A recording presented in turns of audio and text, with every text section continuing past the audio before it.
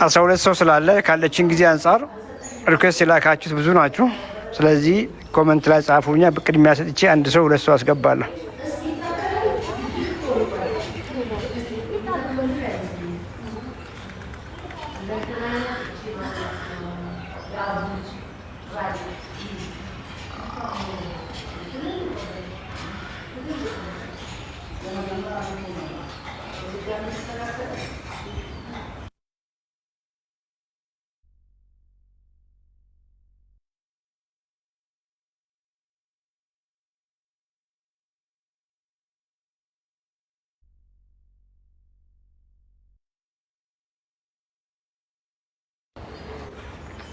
ሃይሚ ደህና ነኝ። እንዴት ነሽ? ድምጼ ይሰማል?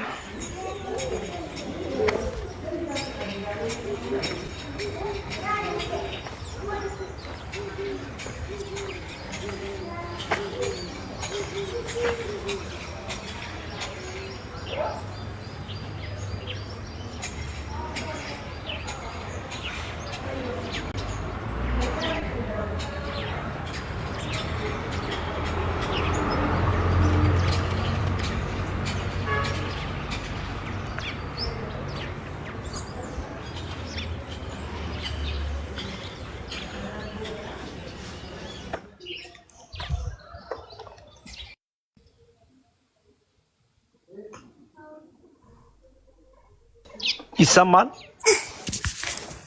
ይሰማል። ዶክተር እንዴት ነሽ? እግዚአብሔር ይመስገን ሰላም ነው። እግዚአብሔር ይመስገን። ፒስ ሁሉ ሰላም? ሁሉ ሰላም። በዓል ቆንጆ አለፈ? ሁሉ ሰላም ቆንጆ ነበር። ተበላ? ክትፎ ምናምን ተበላ? በመጠኑ። ክትፎ ያለ ቅቤ በላችሁ? እንዴት ይሆናል ያለሱ? ስቴክ ማድረግ ነው። ስጋውን ጥበስበስ አድርጎ ሞክራለን ወደፊት። ክትፎ ያለ ቅቤ አይሆንም አውቃለሁ። ኮምቢኔሽኑ ደግሞ ሌላ ነው። ገባሽ? ቅቤው ሌላ ነው፣ ስጋው ሌላ ነው። አንድ ላይ ሲዋሃድ ደግሞ በጣም የሚያስበላ ግን ብዙ ዋጋ የሚያስከፍል ነገር ነው። ለዛ ነው እንደዛ አልኩሽ። ራስሽን አስታወቂ። ጊዜ ያለችን ጊዜ አጭር ናት። እሺ፣ እኔ አጀብ እባላለሁ። ኪሎዬ 85፣ ቁመቴ ሜትር ከ58 ሜትር ከ58 52 ኪሎ ግራም። እድሜ አሁን 30 እድሜ 30 የያዝሽውን ፋት 30 ሆድሽ ላይ ያለው ፋቱ ከወሊድ በኋላ ያለው ያ እንግዲህ ወሊድ ቤት አራስ ቤት ስንት ልጆች አሉ? አንድ ልጅ። ስንት ጊዜ ነው ከወለድሽ? አመት ሆኖኛል። አራስ ቤት እንዴት አለፈስ? ምግቦችን አስተዋሽ ወደ ኋላ ሂጂና። ያው ፋት የበዛበት ነው የሚሆነው። ያስ እስቲ እንደው እያንዳንዱን ፋቱን ዙም አድርጊና አሳይን። ገንፎ አለ? ገንፎ ካለ ቅቤ አለ። እሺ፣ ሌላ? ቡላ አለ። ቡላ ካለ ቅቤ አለ። ስጋ አጥሚትም አለ። ስጋ አለ፣ አጥሚት አለ፣ ጮማ አለ።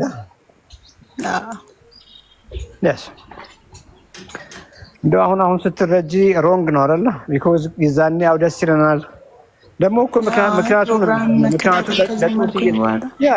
ለጡት ነው ተብሎ የሚደረገው። እንግዲህ አስቢ፣ አንድ ለጡት በቂ ፈሳሽ ብቻ በቂ ነው።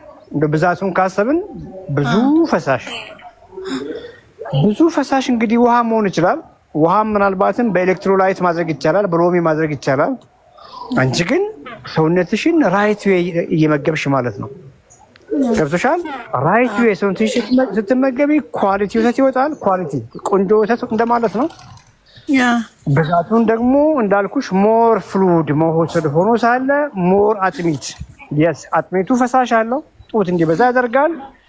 ኤነርጂ ግን ካርቦሃይድሬቱ እግረ መንገድ የሚመጣ ቅቤው ዘይቱ ግን አንቺን ዋጋ አስከፈለሽ። እንደምን እኮ ነው። እንደዛ ነው የማስበው። በጣም ከባድ ነው። በጣም በርቺ። እሺ፣ አሁን ምን ማድረግ አለብኝ? ስልክ አልነሳ ስላለኝ ነው።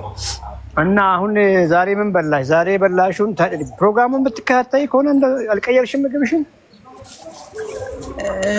አሁን ገና ነው የወሰንኩት ለመቀየር። ለመከታተል በደንብ ከዚህ ሰዓት በኋላ በውሳኔ እኮ አይደለም። ቀስ እያላችሁ ብቻ በፊት የምታደርጉትን ቀነስ አልቀነስሽም፣ ቢያንስ ዘይቱን አልቀነስሽም፣ ቅቤውን አልቀነስሽም፣ መፍራት አልጀመርሽም። ቢያንስ የተወሰነው ቀንሻለሁ እንደ በፊቱ አይደለም።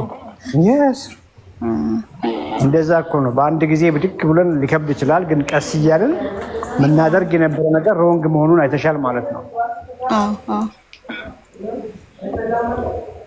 ቀንሽ ምግቡን ቢኮዝ ወደ 53 ኪሎ ግራም የራስሽ ሰውነት አለና ትልቁ ነገር ሰውነትሽን እየመገብሽ አይደለም። እንግዲህ የሚያሳዝነው ቅድምም ሳውራ ነበርና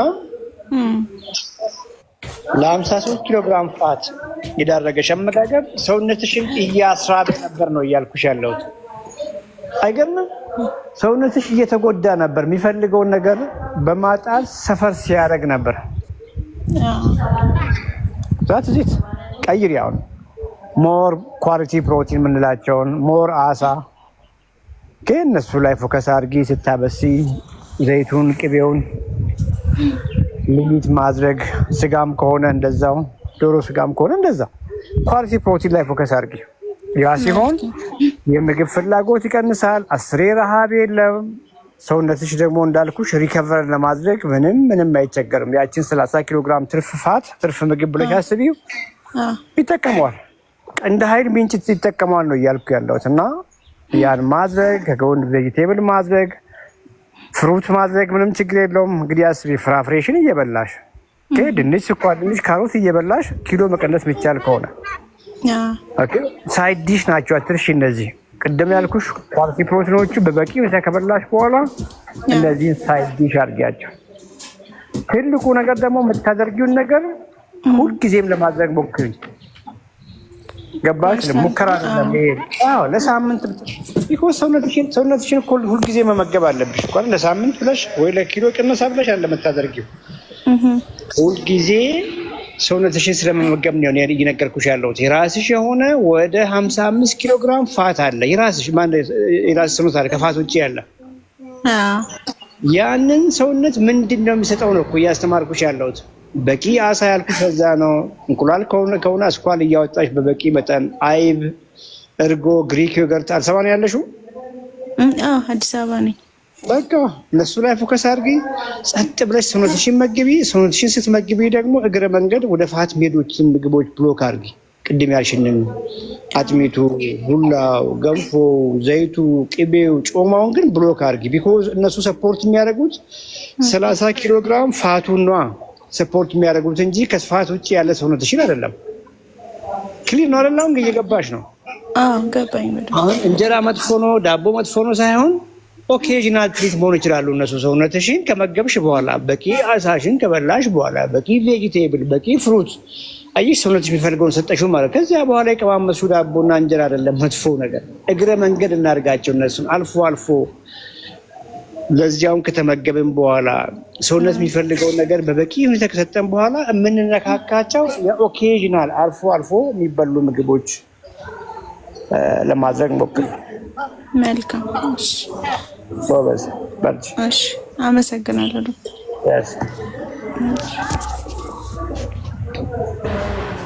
ፍቅር፣ ስላየሁሽ ደስ ብሎኛል። መልዕክት ካለሽ?